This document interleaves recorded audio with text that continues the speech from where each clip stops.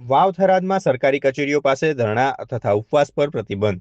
વાવ-થરાદ જિલ્લામાં જાહેર સુલેહ શાંતિ જાળવવા અને સરકારી કચેરીઓની કામગીરીમાં અવરોધ ન આવે તે હેતુથી જિલ્લા મેજિસ્ટ્રેટ જે.એસ. પ્રજાપતિએ જાહેરનામું બહાર પાડ્યું છે. આ આદેશ અનુસાર જિલ્લાની તમામ સરકારી કચેરીઓના 200 મીટરના વિસ્તારમાં કોઈપણ પ્રકારના ધરણા, ઉપવાસ, સભા કે સરઘસ પર કાયદાકીય પ્રતિબંધ મૂકવામાં આવ્યો છે.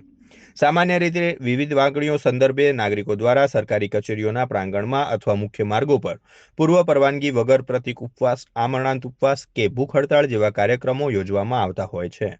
આવા અચાનક આયોજનોને કારણે કચેરીએ આવતા અરજદારો અને સામાન્ય જનતાને ભારે મુશ્કેલીનો સામનો કરવો પડે છે.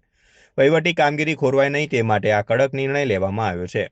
પ્રતિબંધિત વિસ્તાર જિલ્લાની તમામ સરકારી કચેરીઓ, પ્રાંત કચેરી, જિલ્લા પંચાયત, પોલીસ અધિક્ષક કચેરી, મામલતદાર અને તાલુકા વિકાસ અધિકારીની કચેરીઓ તેમજ નગરપાલિકા અને પોલીસ સ્ટેશનના કમ્પાઉન્ડની 200 મીટરની ત્રિજ્યાના આ વિસ્તારમાં 4 કરતાં વધુ વ્યક્તિઓએ એકત્રિત થવા પર મનાઈ છે.